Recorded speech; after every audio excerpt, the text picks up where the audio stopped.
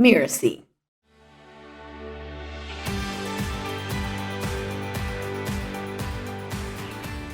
And it was an extremely traumatic situation. I mean, I joke about it a little bit here, but it was really soul-sucking and scary, downright scary. And I thought, my God, I have been grinding it out for all these years only to find out that I almost died and left my family. And, for what? I'm Sharon Richmond, and this is To Lead as Human. For more than 30 years, I've run a business called Leading Large.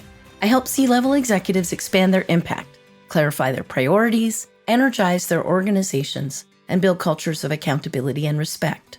In this podcast, we help you envision how to supercharge your leadership by introducing you to executives who lead with intention. These top business leaders exemplify the principles of leading large. They know that as leaders, the positional power they get comes with an equal measure of personal responsibility. These leaders not only deliver stellar value to their customers, clients, and stakeholders, they also prioritize building organizations that provide purpose, meaning, and a healthy environment for their employees. We learn from the challenges and successes they've experienced on their human journey. With me today is Andy Levitt. Andy's a seasoned, mission-driven entrepreneur and executive who has led the startup growth and sale of 2 significant companies. Most notably, he was the founder and CEO of Purple Carrot, what a great name for a company, the first and only 100% plant-based meal kit company. In the span of less than 5 years, Andy scaled Purple Carrot to become an 8-figure nationwide brand with celebrity partners such as Tom Brady and corporate partners such as ConAgra. After selling Purple Carrot in 2019 and then leaving as CEO last year, 2022, Andy has started his newest venture, Brightly, which is a mission at the intersection of climate change and food waste. So we'll definitely get to that later. Andy earned his MBA from the Stern School of Business at New York University, and he lives near Boston. Welcome to the show, Andy. I really appreciate this chance to talk with you about your leadership journey. Hi, Sharon. It's great to be here with you. Thanks for having me on the show. So I guess let's start back before Purple Carrot. I'm curious, what prompted you to go from a decade in corporate leadership to starting your own company, Health Talker? I think that was your first business venture. That's right. I have always had an entrepreneurial spirit since I was a little kid. When I was 11 years old, I tried to write a book about how to solve the Rubik's Cube and, never got the book published, but took a swing there. And then in college had a t-shirt business that I ran for several years. And so I always enjoyed the hustle. And after a good stretch in corporate America and the pharmaceutical world, I had the good fortune of getting laid off in November of 2006. And I made the decision at that point, after reading a great book called Art of the Start by Guy Kawasaki, that it was time to scratch that entrepreneurial itch and go begin a journey that I have stayed on ever since. And Health Talker was the first company that I founded. It was a proper company. And it was a business that focused on a novel approach for pharmaceutical companies to tap into the power of word of mouth and leverage the trust that consumers have with each other to find novel ways to treat chronic health conditions and utilize prescription drugs to treat those conditions. And so it was an exciting space. I learned a lot, and it was a great journey for 5.5 years before I sold that business. Cool. So what do you think you learned at Health Talker? The team ended up growing to about 15 people, and I was the only person that was focused on sales. And that felt like a heavy load to bear between both serving in that capacity as well as serving as leader, CEO of the company as well. So, when I reflect back on those years, I think I could have thought bigger about how to scale the team, how to scale the business. So the point of the business was to help people feel like they were part of something larger than themselves. And I applied that same concept to the management of the company to help my employees feel like they too were part of something larger than themselves. So a particular practice that you put into place to help you do that, or a story that would say, here's how I did that with our team? I aimed to create a real sense of purpose and alignment within my management team and my staff, that they had an incredible opportunity to create impact among the people that we were serving, to give those people a voice. And I did my best to make sure that everyone in the organization felt like no matter their role was going to touch the people who were participating in our service to give them a real greater sense of purpose. And I think that coupled with complete transparency were probably 2 elements to the success we had when I think back to what that business was like. A lot of times when people think about total transparency, the question comes up, how much of your financials did you share within the company? The question about financials was a tricky one because I did pride myself on transparency, and I would put a asterisk to that in that the only time I didn't reveal something was when I sold the business, because I was really under terms where I couldn't describe or disclose to my staff that I was about to sell the business. But I've always loved being completely transparent. Super. So if we think about sort of the transition from Health Talker to Purple Carrot, I can think like, oh, great. So we went from pharmaceuticals to food as medicine. But what inspired you to go in that direction? For 20 years, I was a huge proponent in the value of Western medicine as, a product that could cure most anything you've got. And at the encouragement of an ethically vegan friend of ours, my wife and I watched a documentary called Forks Over Knives in January of 2014. And it introduced me to this concept of food as medicine. As the story goes, that there was two physicians who both grew up independently on dairy farms in the Midwest. They come to the same conclusion that a diet highly characterized by meat and dairy consumption, which is the standard American diet, was the cause of most chronic health conditions in this country, and that a plant-based diet was the antidote to those issues. And I was so fascinated with this concept, having, again, spent so many years in the pharmaceutical world, to now think about food as medicine instead of drugs as medicine. And at the end of the documentary, I turned to my wife and I said, that's what I'm going to do next. And she said, what are you talking about? I said, I'm going to start a plant-based meal kit company because more people need to know about the value of plant-based eating. And it was this lightning bolt moment. I barely knew about meal kits. I had just learned about Blue Apron and Plated, which were two big companies at the time. And I made a bet that meal kits were going to be a thing, that people would always pay for convenience, but we were going to be the only 100% plant-based product. And the mission was to help people eat for their health and for the health of our planet, as there's a big environmental benefit to plant-based foods as compared to animal proteins. So the shift from pharma to food was driven from watching a documentary. And I am so grateful that I had the chance to watch that movie, because it led to the creation of literally hundreds of millions of plant-based meals that were purchased and consumed over the life of my time at Purple Carrot. And I feel really good about that. That's really, really awesome. So how did you evolve as a leader when you were at Purple Carrot? When I began Purple Carrot, it was just me in my garage. And I hired my first employee. And it was an extremely small, scrappy team as we grew to a handful of us. And it was a very difficult business to run. And when I look back at it, I think it's actually a terrible business model, because there are very few things on which you can build every week, because you're always introducing new recipes. You always need new ingredients. You always have to repackage new items that are highly perishable that need to be shipped in a box with gel packs and insulation. A lot of labor, a lot of expense, a lot of uncertainty. And customers are fickle and their taste buds are unique. And it's very difficult to thread that needle and commit to a subscription service when it doesn't always hit the mark. And the nature of a perishable food business is subject to a lot of challenges in that regard. So it's a very tough business to run. But as we had this small team, we started out in a regional capacity before starting to scale. And by the end, we had about 75 full-time employees.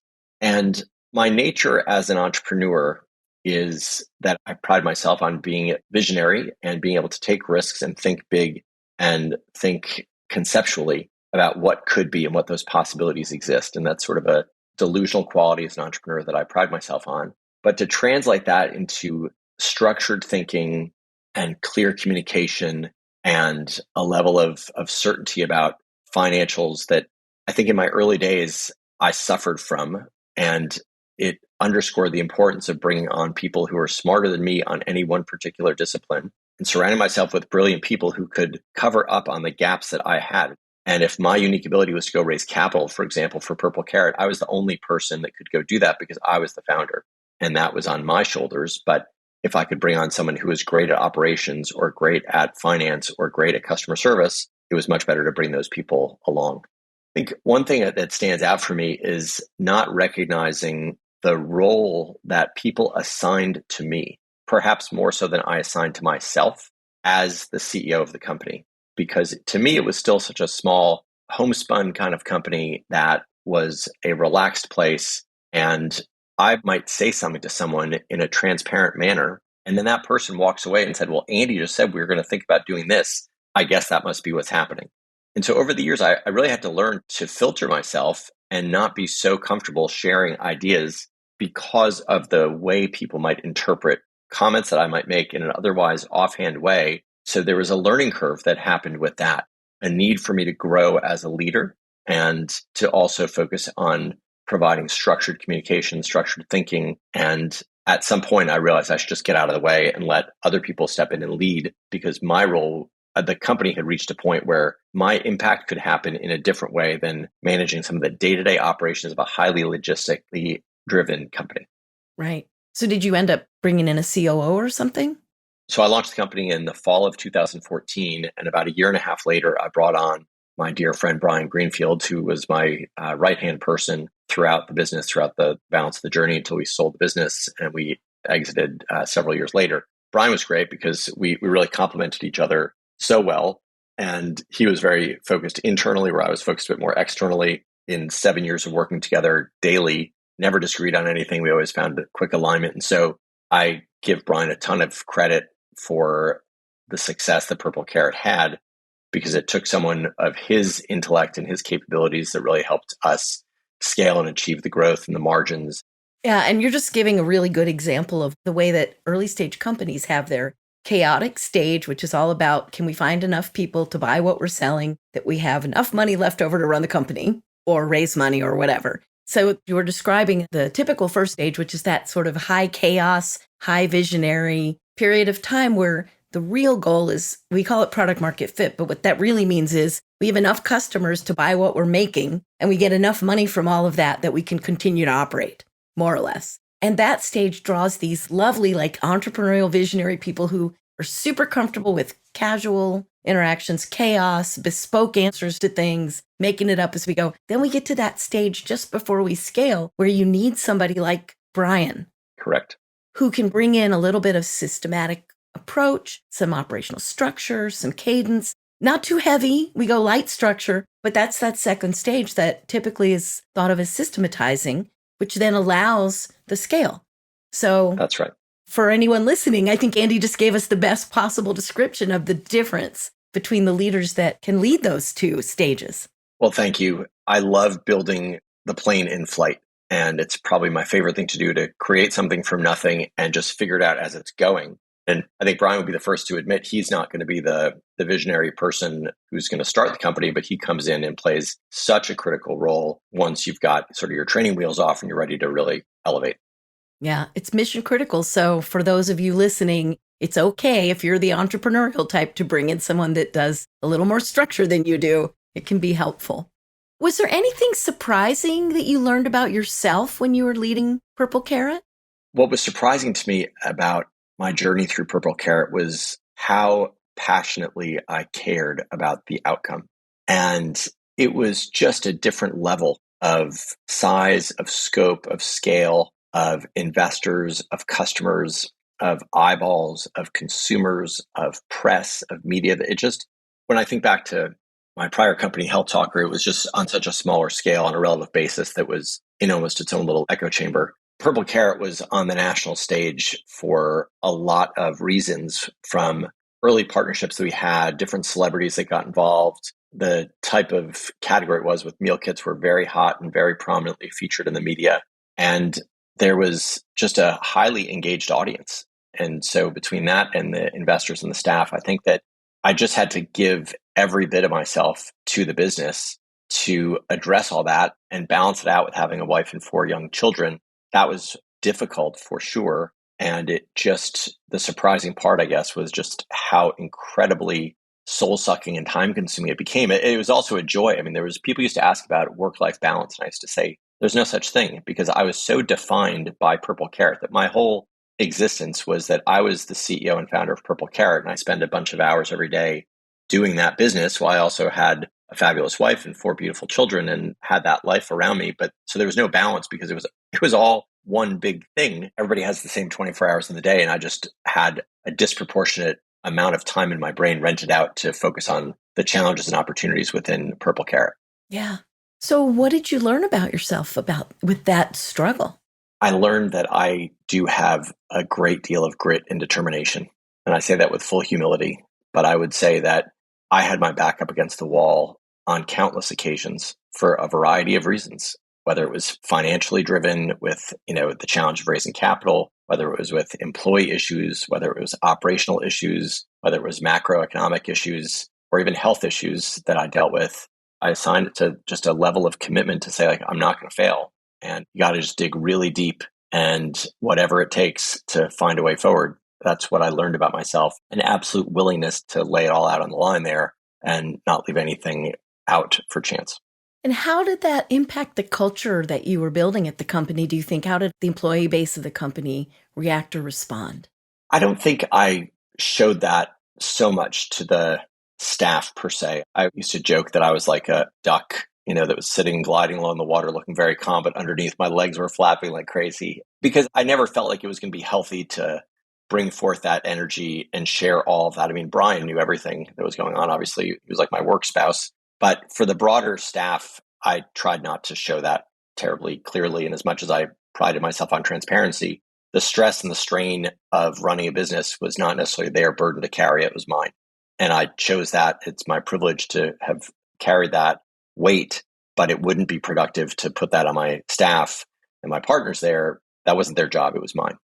So I know right now, given the current economic climate, there are a lot of CEOs and companies struggling with the market's not what they thought it would be. Things aren't growing as fast, and they are struggling with just that. How much do I share? How much do I have to hold myself? Who can I trust with my full secret self? So thoughts on that for folks that might be listening? Look, when people look at the idea of starting a business or being an entrepreneur, I think it can be glorified a little bit.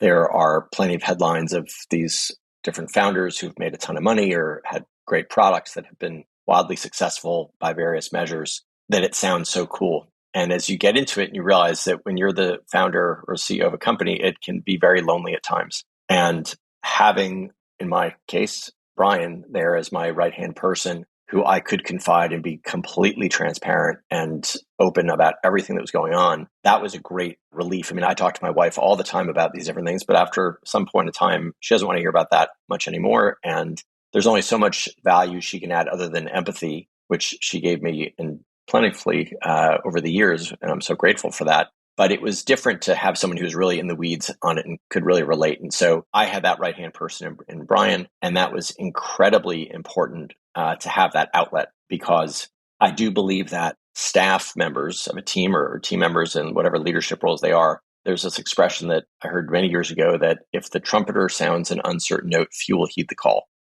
Ooh. So I'll say it again. If the trumpeter sounds an uncertain note, few will heed the call. And I think that speaks to the importance of leadership, of showing up even when you might be afraid, even then when you're unsure, to communicate with confidence and clarity, because that's what people need to rally around. And so our focus was, we were running a mission-driven business. I set a North Star that everybody knew why we were doing what we were doing. And it was about creating an environment for people to learn how to eat plant-based foods for their health and the health of our environment, and to eat more plants. And that was our North Star. It was simple and it was focused, and everybody could get their head around that.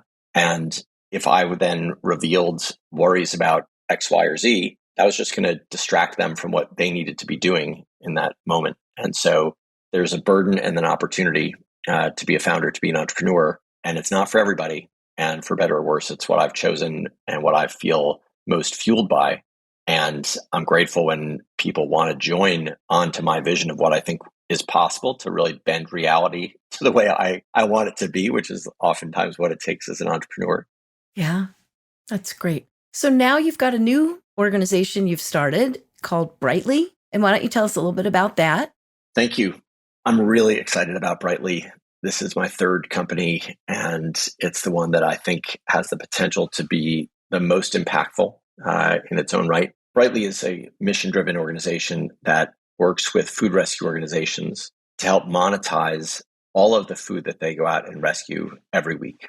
And these nonprofit organizations are really out there doing God's work to help address food insecurity in their communities, to rescue or recover food that may otherwise go to a landfill. And had that food ended up in a landfill, it would release toxic methane gas into our atmosphere. There is a methodology that's going to come out from a third-party organization called Verra. And Verra is a world-renowned and widely respected organization that produces methodologies that allows for the creation of what are called carbon credits. And so what we'll be doing is following that methodology that lays out how we, Brightly, can work with food rescue organizations to quantify the methane emissions that they help avoid by diverting food away from a landfill and getting it to feed people who are hungry. And they're not getting paid for the food that they rescue right now. They just are out there doing what they do as a nonprofit, and they rely on government grants, donations to support their operations. So what we're going to be able to do is work with them to create high integrity carbon offset credits by following this methodology, and then in turn find corporate buyers who have ESG goals to reduce their environmental footprint by a certain time frame. And so the carbon credits that we'll sell to them, the Brightly carbon credit, will have this co-benefit of being minted in the United States and addressing climate change and addressing food insecurity. Because when we take the revenue from the sale of those offsets, we're going to give a majority of that revenue back to the food rescue organization, which allows them to rescue even more food and feed even more people. So I'm hearing that very big picture vision loud and clear. And it's very exciting. So just thinking about, what you learned at Purple Carrot and what you learned previously, what are you bringing into the founding of Brightly? What are you doing differently this time as a leader? It's a great question. I'm really drawn to the mission. And so I'm carrying that forward, certainly from what we had at Purple Carrot. I am really drawn to the simplicity of the operations. Right? I swore to my wife a few years ago I'd never do another startup because it just takes so much labor and emotional labor and toll. But this business is relatively simple in terms of its execution. It's a two-sided marketplace connecting food rescue organizations and corporate buyers. And yeah, there's some science and operational elements involved, but it's very clean and easy to run once we find the supply and demand side of that marketplace. That, as compared to what I used to do at Purple Carrot, feels like a spa day because it's so much more elegant. I have a much smaller team. Right now, there's only 5 of us that are focused on what we're building because it's not a labor-intensive business. It's not an operational-intensive business. I continue to focus on transparency. I continue to focus on making people feel like they're a part of something larger than themselves, that there's great buy-in and involvement, and there's a clear alignment to our mission for what it is that we're trying to do, for the good we're trying to do in the world, to both do well and do good at the same time. Singing my song. So anything else, any challenges you foresee that might require you to tackle some new skill set? What's the next level of your executive journey, do you think? We've got a long way to go with Brightly, and we're really at the top of the first inning, probably, as you might say in baseball language, as we're just getting started. But for me, I hope to continue to inspire my colleagues to be their best selves, to make an impact with the food rescue organizations who will rely on us to provide this service to them, and to support the organizations who are forward-thinking in nature, who are in a voluntary market right now to try to address their own ESG goals.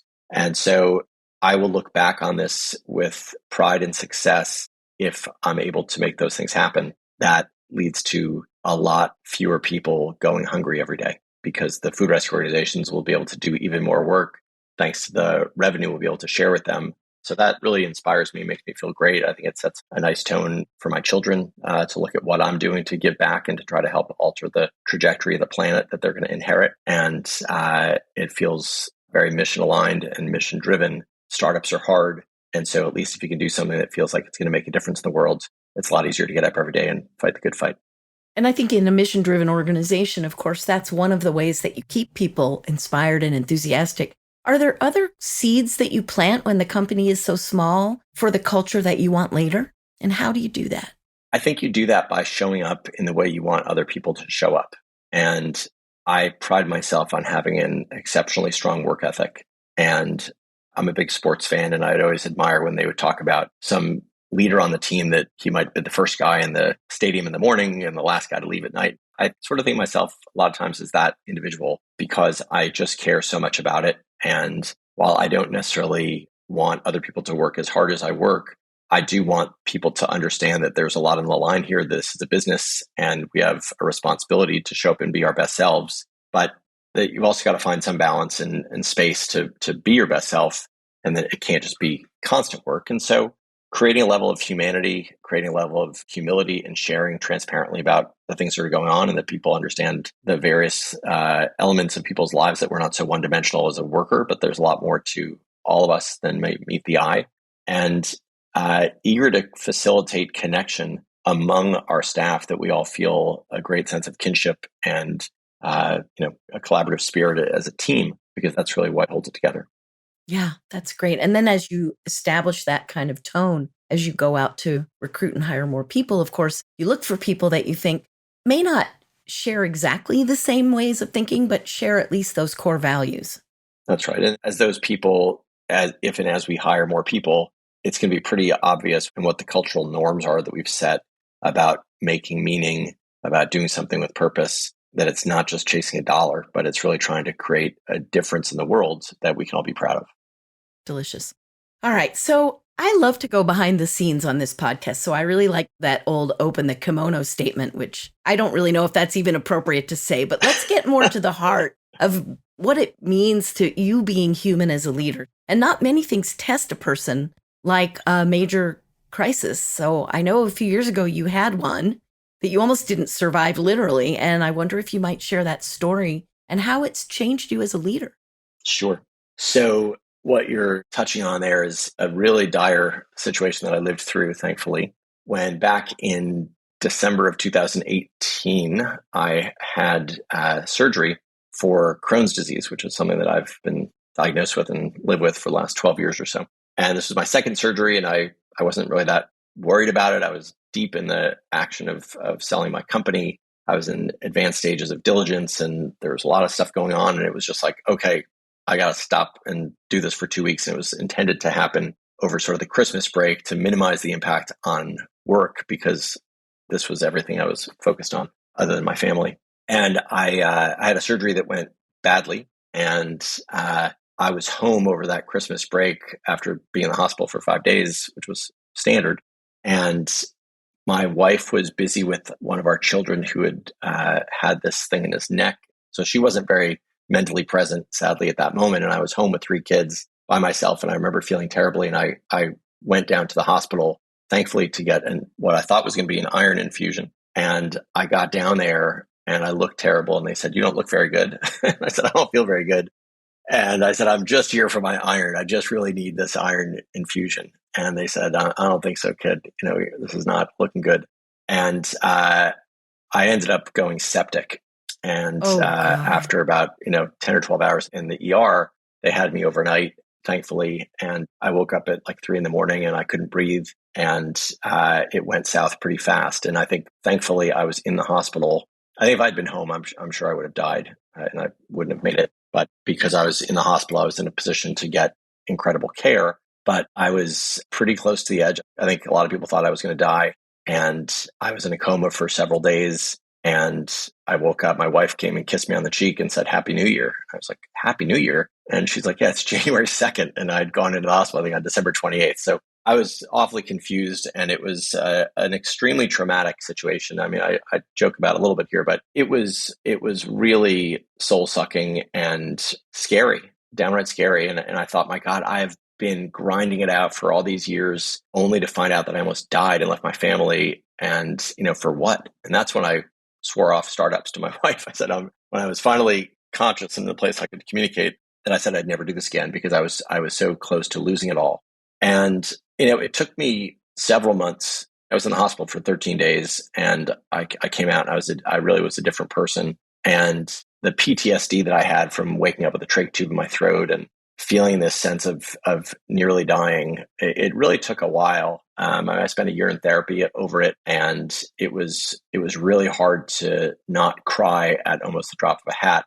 Like, I'd look at one of my kids and I would just burst into tears. It was just so sad to sort of get beyond it. And once I got beyond it, which I believe I've mostly done, it's a great reminder to stay very present and show up with gratitude every day and appreciate what we have, because it is also fragile, and not to walk around with a sense of imminent death, per se, but it is really fragile and you can't take things for granted. And I'm not always great at staying present anymore. and we're all distracted by our cell phones and messages and things that seem important. But the reality is that there are very few things that will matter when you're pressed up against it like that. And it informs certainly how I show up in the world today. I meditate every single day. That was a big improvement, I think, coming out of that, just to create a sense of mindfulness and sense of purpose, and to remind you to sort of take a step back and breathe for 10 minutes every day. I try to be even more tolerant with my children whenever I can be, but they're kids, so they're great at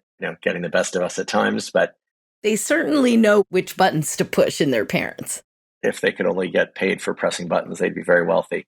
But it was definitely a life-changing experience, as you could imagine, and I think underscores the importance of showing up with humility and recognizing how fragile the world is, and the importance of being kind and generous to people and always paying it forward, because you never know when you'll get other chances like that. And so I wouldn't wish that journey on anybody. And for better or worse, I lived through it, and I hope I'm a better person on the other side for it. I imagine nobody could go through an experience like that without it being profoundly changing. Yeah. So thank you for sharing the story. Don't go pursue don't that way of yeah. Don't try this at home. I wouldn't dream of it. So one more kind of open the kimono question. Sure. What do you think is the most difficult choice you've had to make in terms of managing the people in your organization? And maybe what did you learn from that? There's not one thing that's going to stand out, but I think on the arc of management, since I started running my own businesses in 2007, the challenge is when you become connected to people emotionally and you care about them as a human being and you care about them as a friend or think of them as friends. And if you need to say goodbye to them because they're no longer a fit in your organization, to be able to separate that out and realize that at the end of the day, it is a business and you're running a business, and that it's not as much as there's, I think, great joy to incorporating and infusing personal connections and friendships and deep friendships that can come from the amount of time people spend together working with each other, that especially once you take outside capital and there's an expectation of an exit, you're now really working for somebody else. As much as I could say, yeah, I'm an entrepreneur and I'm a self-starter, once you begin taking outside capital, you really have other people that you have to report to and answer to. And that requires you to run the business as a business. And I always try to infuse it with great humility and fun and a human spirit. But at the end of the day, I think the hard part is when you become close to people and you have to either say goodbye to them, or if they're not the right fit, that is what it takes sometimes. Yeah. That is challenging. And I know especially people talk often about how hard it is to give feedback on how people should improve, especially when they're friendly. They feel like friends. It can feel harder. But hopefully that trust allows the conversations to happen. I think it's also a great reminder to not have, like an annual review. Right? Like, this always seems very odd and archaic to me to think that you need to wait for either the end of a quarter, end of a year, instead of very active, open communication and dialogue. Then there shouldn't be any surprises. And I do think that early managers or young managers should not hide behind the potential of waiting until some moment to give feedback. But the more open and constructive feedback you can offer, everybody is better for it. Yeah, definitely true. So you kind of did a nice segue to my next question for you, which is, if you could go back to 2007 and talk to yourself, what would you want to tell yourself about what you were about to get into? Well, I know you don't want to say how hard it's going to be because you might not do it, but what would you want to say? Yeah, I would want to say to myself, don't give up, keep going, and it will get tough, but you've got this. I'm really proud of what I built with Health Talker and Purple Carrot, but I think if I would do it again, I think I could go even bigger, actually. And I don't think I ever played it safe because I always sort of went in a different direction, in an alternative way. Nobody was doing word of mouth marketing when I started doing word of mouth marketing for pharma. Nobody was doing a plant-based meal kit when there was meal kits out there. So I was always trying to sort of go zig where someone was zagging. But if I did it again, I could think bigger. And I would remind myself of the importance of, they say on the airplane, put your oxygen mask on first before helping others. Mm-hmm. I was so worried about my wife and children and all my employees and my investors that they all took priority over me and my own health, which was partly what led to that near-death experience in a lot of ways, because I'm sure the stress that I was internalizing wasn't helpful to my Crohn's disease, which necessitated the additional surgery. So I think founders, entrepreneurs, it's a big health toll that it can take because you're so committed to the outcome and you feel that pressure, you feel that sense of responsibility to your staff, to your investors, to your family, to yourself, that it's easy to put those things away and say, I'll get to me when I've got the time to get to me. And you may not have time. I think that's such a powerful message, Andy, for you to share with our listeners. So I do very much appreciate that. And we'll echo it. Hope you're paying attention out there, folks, to take care of yourself. Put your oxygen mask on first. So just as we wrap up, I titled the podcast To Lead as Human. And I'm just curious what that means to you as a leader. I think that people may assign superhuman qualities to leaders and think they've got something really special, and that's why they're leading. And I think in many ways, leadership is a choice. And leadership is not necessarily for everybody. But if you choose to be a leader, then you have to lead. And that is what you're signing up for. That's what you're taking. But it's also okay to be vulnerable, to be human, to reveal your shortcomings, to ask for help where you need it, and lean into the greatness that you possess and do more of that and less of everything else, and surround yourself with other people to make you an even better leader, which makes the rest of the team even better because now you've built an organization that's so optimized around your vision as a leader and your capabilities as a leader without creating shortcomings for the gaps that we all have in our own ways. So making people understand, like, yeah, we are all human and I'm far from perfect. And you operate and make decisions with the information you have in front of you at that time. But it doesn't mean you're always going to get it right. And I think when people understand that you're acting with their best intentions at heart, hopefully everyone comes out feeling there's a sense of cohesion, a sense of purpose, and a togetherness that you as a leader sign up to be the leader. You can be human, you can make mistakes, you can apologize for them, you can keep doing and showing up for the next day. And if you've earned that trust and respect and admiration from your staff, hopefully those people help you lead even better the next day. I can't think of a better wrap up to the conversation than that. So you certainly picked up from the title what I had hoped would be picked up, and I appreciate your putting it into your own words. Any last thought you want to share? No, I'm grateful for the opportunity to talk about this stuff. I'm grateful for having the journey that I've been on, and I'm excited to keep taking it forward. And I'm excited to hear more about Brightly and how it unfolds. So I'll be checking in with you as we go down the road. Well, a special thank you for Andy Levitt for this really wonderful, deep, rich conversation today. Andy, if folks want to find out more about you or they want to keep up with what you're doing, what's the best place for them to kind of, I guess, stalk you, for lack of a better word? Yeah, they can. Metaphorically speaking only. Of course. I'm on LinkedIn, Andy Levitt, and my company is Brightly, and our URL is justbrightly.com. JUST brightly.com. Perfect. And it's Levitt, Levi, two T's, TT? Correct. Yep. Levitt. And stalk away. Well, thanks so much for joining me today. I really appreciate it. And it's been a delight. Likewise, Sharon. Thank you so much. Please stay with us for a moment, and I'll share some takeaways from my conversation with Andy and coaching tips to help you uplevel your own leadership, starting right away.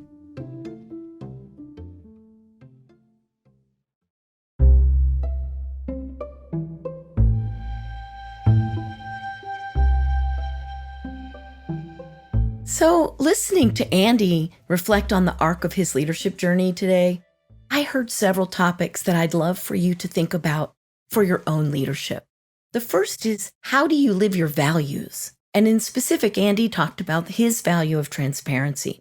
So while he generally demonstrated this particular value by being very open with his team, even about some financial information, he also had to learn when and how to comfortably keep some information from even his more senior managers without feeling self-judging or hypocritical. Every leader should take the time to think through their own most important values and how you will demonstrate them in your own actions. In Andy's case, he had to do a little bit better self-management, and that's something we can all get better at. A second key takeaway for me is that when you are the CEO or really any C-level role, the people in your organization tend to project onto you whatever they might believe about leaders and authority figures, and it might not match your self-image. This can be surprising. In Andy's case, he came to realize that as he was just naturally sharing his ideas and thoughts with people very openly, some folks could misinterpret his musings as a new directive, while it was really just in process.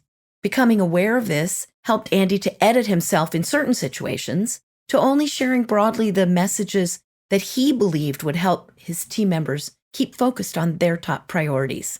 And certainly making sure you have a trusted partner like Andy's colleague Brian, or like an executive coach, ensures that you have someone with whom you can be completely open. This will give you not only good thought partnership, but it can also help you avoid the risk of being alone with your, let's just call them obsessive thoughts. It's just great to get those out in the open, your fears, your worries, whatever, and that helps you to think more clearly. I hope that you'll agree with me that the most powerful reminder, though, was Andy's take on a challenge that pretty much all the entrepreneurs I know face, making sure that they take care of themselves so they can be effective in their leadership. As Andy sums up his own view of what it means to him to be a fully human leader, it's clear to me, and I hope it's clear to you, that taking good care of himself is the prerequisite to being able to do all those other things that he values. As always, we like to share a how to put this into practice tip from every episode. So today, here's my invitation to you. Do an audit of your own methods of self-care. From having a totally confidential thought partner to getting yourself to the doctor when you need to. Who are your trusted partners? And what do you do to ensure that you keep your own instrument, your body and mind, finely tuned? Being at the top can be lonely, and it can definitely take a toll on your health. So what new source of support will you add in the coming week that will help you better fulfill your obligations as a leader?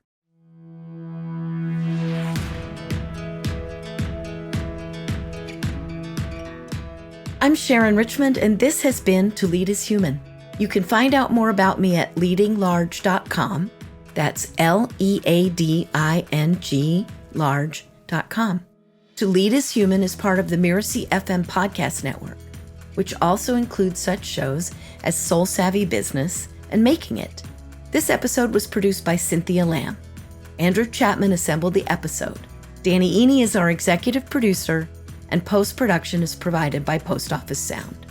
So you don't miss upcoming episodes, please follow us on Apple Podcasts, Spotify, or wherever you're listening right now. And if you learned something useful today, take a minute to leave us a starred review and tell your colleagues about us. The more leaders we can reach, the better for all of us. Thank you so much for listening, and I'll see you next time on To Lead is Human.